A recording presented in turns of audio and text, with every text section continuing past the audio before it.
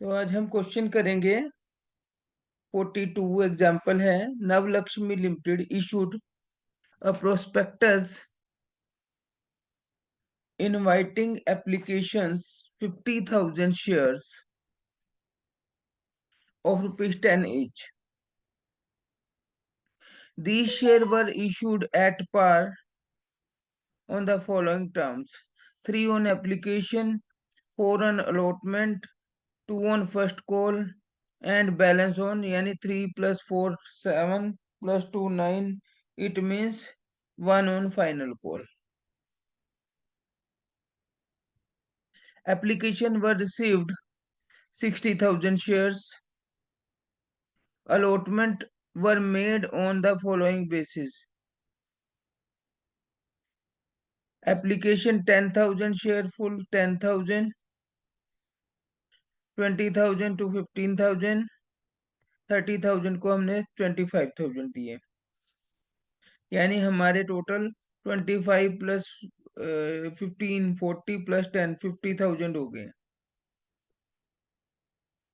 और अप्लाई कितने के लिए किया था? 60,000 के लिए। ये क्लियर है बेटा?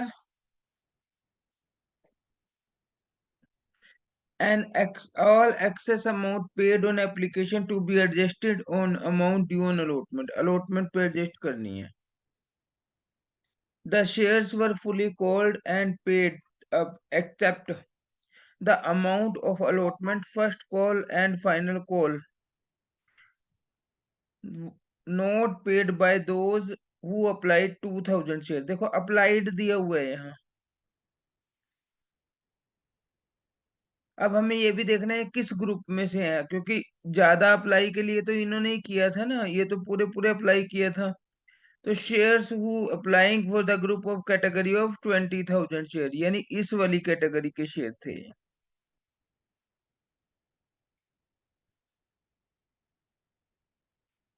बेटे समझ आ रहा है? क्लियर हो रहा है पॉइंट?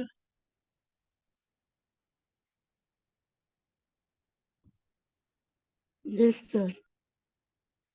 यानी अब हम इसकी अगर समरी तैयार करेंगे तो समरी तैयार कैसे करेंगे? Issued 60,000 shares, sorry 50,000 shares at the rate of 10 each, payable as 3 on application, 4 on allotment, 2 on first call and first on second call, 1 on second call। एक एप्लीकेंट जिसने अप्लाइड किए थे, अप्लाइड का मतलब है 2,000 एप्लीकेशन आई थी, तो उसको कितने शेयर दिए होंगे? देखो, जब इस वाली कैटेगरी में से थे ना वो 20,000 अप्लाई किए तो दिए 15,000। तो इसको देख लेंगे कि अगर हम इसमें यूनिटरी मेथड से 20,000 शेयर अप्लाई किए तो दिए 15,000। 1 तो 15/20, और अगर 2,000 अप्लाई किए तो 1,500 आ जाएगा ये। तो इसका मतलब इन्होंने 1,500 के लिए अप्लाई किया था, इनको दिए थे उनको शेयर। अप्लाई 2,000 के लिए किया था। ये निकाल लोगे? वैभव, रीतिका, खुशी, अप्लाइड यस दिए हुए हैं, यस सर। अलोटेड निकालने हैं इसके। ठीक है? कई बार अलोटेड दे रखे होंगे तो अप्लाइड निकालने होंगे, एक तो ये ध्यान रखना है आपको। तो इसने क्या नहीं दिया? अलॉटमेंट नहीं दिया, फर्स्ट कॉल नहीं दिया, फाइनल कॉल नहीं दिया, उसके शेयर फॉरफिट कर लिए गए। तो अब हमें ये भी ध्यान रखना है कि इन्होंने 500 शेयर्स के लिए फालतू अप्लाई किया था, क्योंकि 2,000 के लिए अप्लाई किया था और 1,500 शेयर दिए थे। तो 500 शेयर्स के एप्लीकेशन के हिसाब से 1,500 रुपए फालतू आए होंगे इनके, के कहाँ एडजस्ट किए होंगे? अलॉटमेंट पे एडजस्ट किए होंगे। समझ आ गए?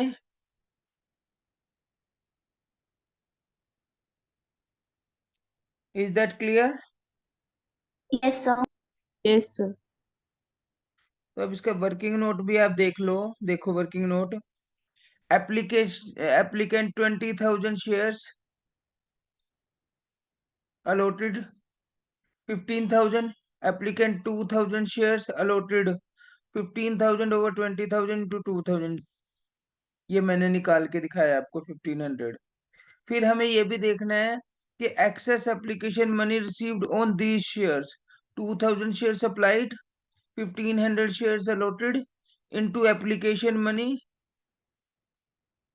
1500 रुपीज फालतू आए हैं, जो मैंने करके दिखाया आपको ऊपर। ठीक है, और ये 1500 कहाँ एडजस्ट किए हमने? अलॉटमेंट पे, क्योंकि इनकी अलॉटमेंट की 1500 शेयर्स की कितनी अमाउंट बनती थी? 6000, और एडजस्ट कितने किए हमने? 1500। इसका मतलब अलॉटमेंट पे इनके 4500 नहीं आए होंगे, इन्होंने अलॉटमेंट नहीं दी ना 2000 अप्लाइंग वालों ने। तो अलॉटमेंट इनकी बनती थी 6000, दो कैसे 1500 शेयर्स थे, 4 रुपए के हिसाब से 6000 रुपये आने थे, और इनके 1500 रुपये ऑलरेडी एडजस्ट आ चुके थे, वो लेस कर देंगे, यानी इनके अलॉटमेंट पे 4500 रुपये नहीं मिले थे। ये क्लियर है?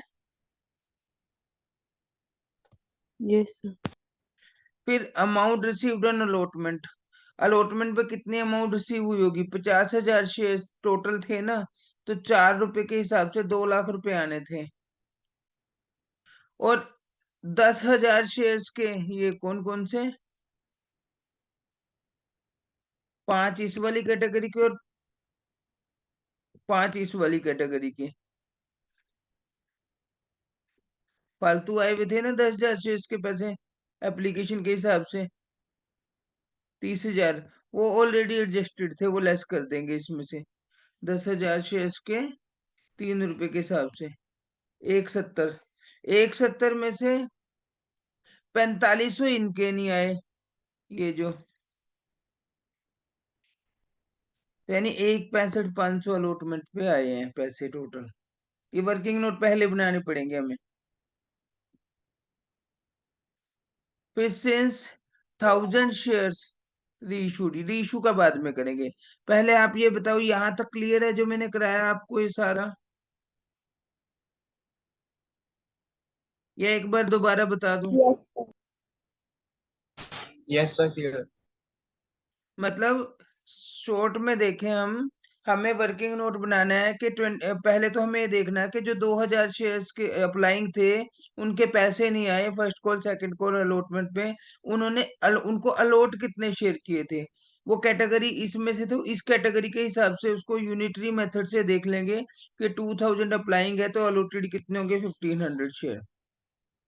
तो 1500 शेयर उनको अलॉट किए थे, 2000 शेयर उन्होंने अप्लाई किए थे, 500 शेयर्स के एप्लीकेशन मनी के हिसाब से 1500 रुपये इनके अलॉटमेंट पे एडजस्ट किए होंगे, जो एप्लीकेशन पे फालतू आए थे।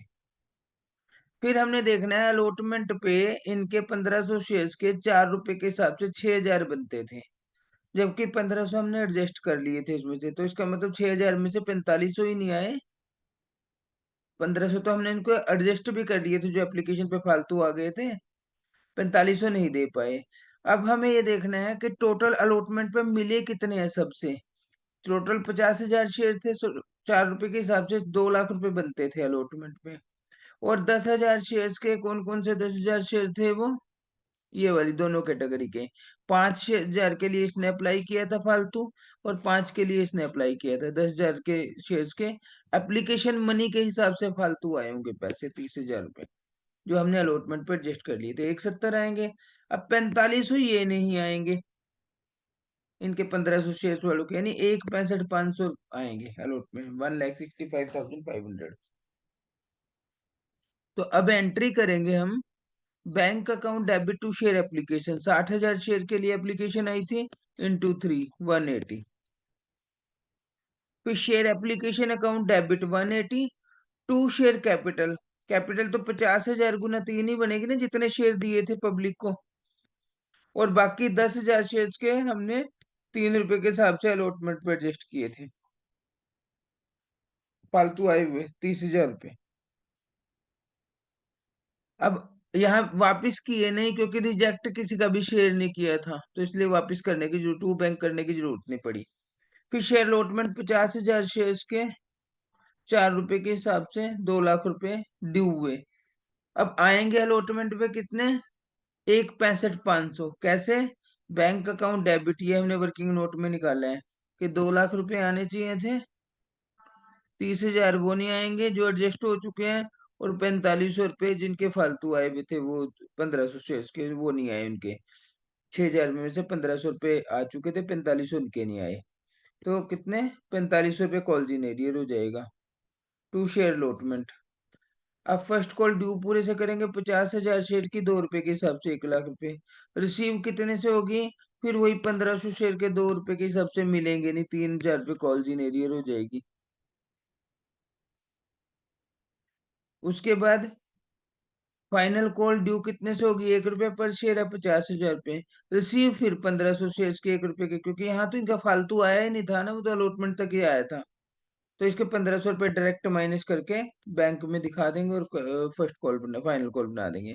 अब इन शेयर्स को फॉरफिट कर लिया गया, तो 1500 शेयर इंटू 10 ये कैपिटल के हिसाब से डेबिट कर देंगे।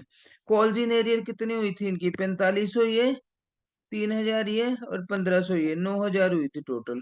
तो कॉल्स इन एरियर को क्रेडिट कर देंगे 9,000, और बाकी शेयर फॉरफीचर में डाल देंगे 15,000 रुपये में से।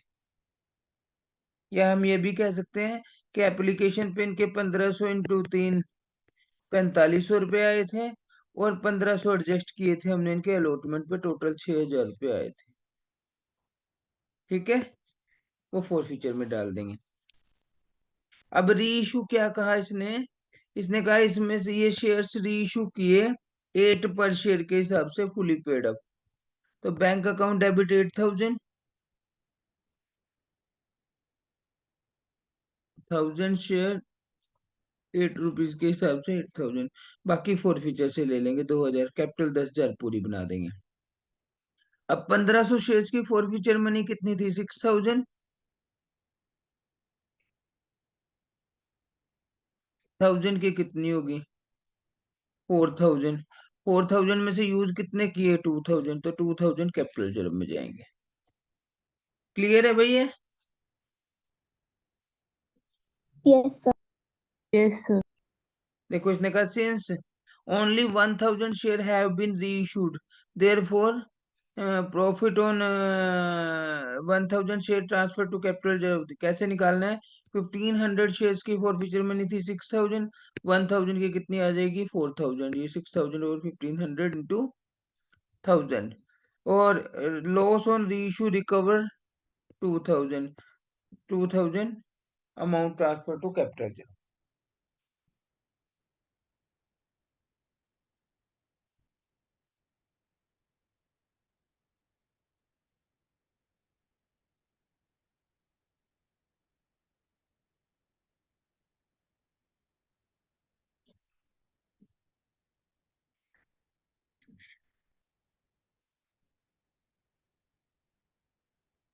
नेक्स्ट 44 क्वेश्चन देखें, last topic, last question.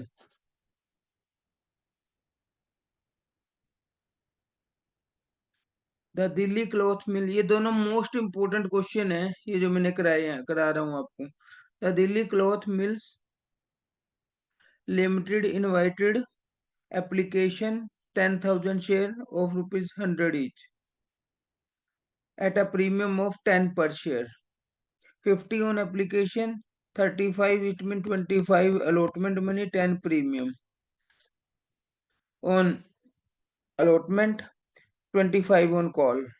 Amount 110 होनी चाहिए, क्योंकि 100 वाला शेयर हमने 110 में इशू किया था। 50 और 60, 110 ये हो गए। एप्लीकेशन रिसीव्ड 15,000 शेयर्स, यानी 10,000 अप्लाई की मिले, अप्लाई 15,000 के लिए किया। Application applicant for 2,500 shares didn't get any allotment, उनके शेयर रिजेक्ट कर दिए, यानी उनका पैसा वापस करना है। Allotment was made on pro rata allotment remaining applicants. देखो हमने क्या किया, 2,500 शेयर्स को नील रिजेक्ट कर दिया, यहाँ 15,000 थे और यहाँ 10,000 देने थे, तो कितने बचे, 12,500, उनको हमने 10,000 दे दिए। तो यानी इनके 2,500 शेयर्स की एप्लीकेशन मनी फालतू आई है 50 पर शेयर के हिसाब से। जो कि एडजस्ट की होगी 1,25,000। Is that clear? Yes, sir. Yes, sir. देखो इसका वर्किंग नोट भी देख लो। एक्सेस अमाउंट रिसीव्ड फ्रॉम ए में यहां से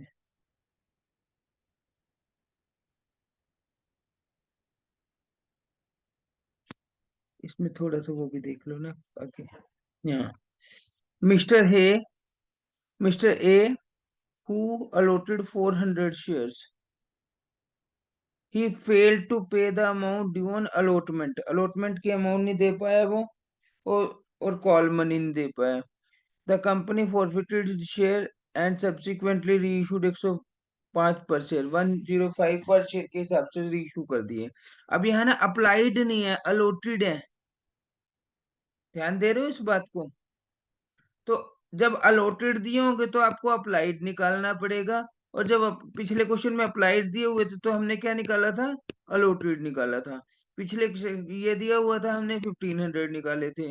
अब हमें 1500 दिया होगा, हमें ये निकालने हैं। सिंपल सी बात ये है। तो अब हमें क्या करना है, देखो excess amount received from A applicant. देखो अब हमें ये पता है कि हमने 10,000 शेयर अगर दिए हैं तो अप्लाई कितने के लिए किया था? 12,500 के लिए। यहाँ तो कैटेगरी एक ही है ना। 400 शेयर अगर अलॉट किए हैं तो अप्लाई कितने के लिए किया था? 500 शेयर्स के लिए आ जाएगा। तो इसका मतलब इन्होंने 500 शेयर्स के लिए अप्लाई किया था, 400 शेयर इनको दिए थे, इनके 100 शेयर्स के एप्लीकेशन मनी के हिसाब से 5,000 रुपये फालतू आए हुए हैं, जो कि अलॉटमेंट पे एडजस्ट किए थे। Getting this point?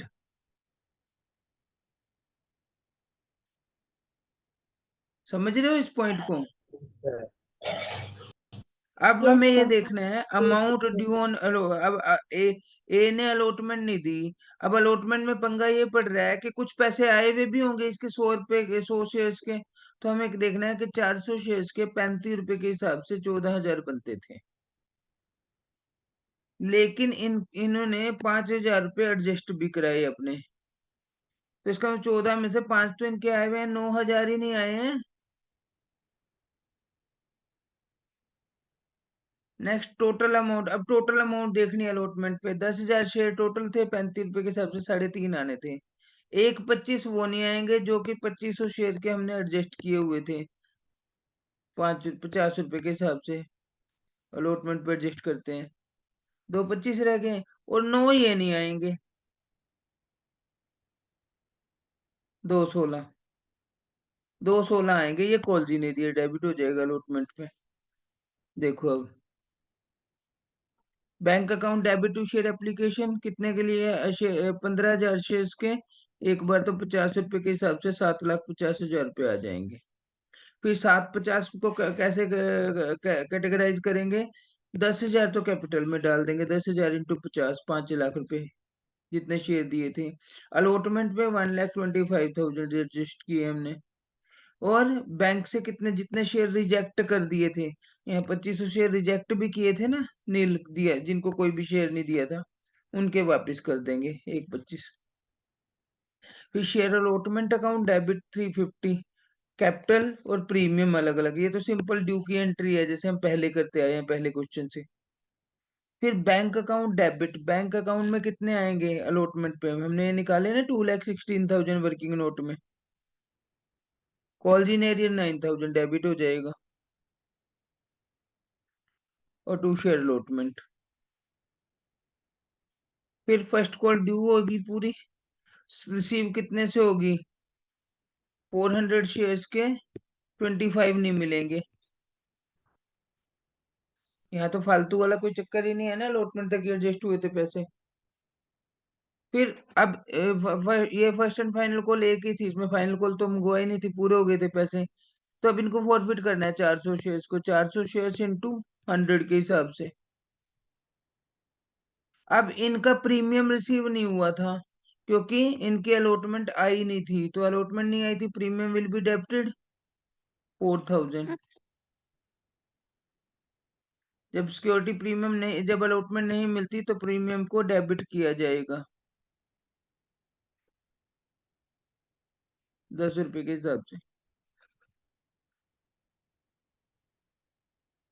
कॉल्जिन एरियर 9,000 तो अलॉटमेंट पे नहीं आए थे और 10,000 पे कॉल पे नहीं आए थे। 19,000। फॉरफीचर में कितना पैसा आएगा इनका? इन्होंने 400 शेयर्स की तो एप्लीकेशन मनी आई थी 50 रुपए के हिसाब से, 20,000 पे। और इनके फालतू पैसे आए हुए थे 100 शेयर्स के 50 रुपए के हिसाब से,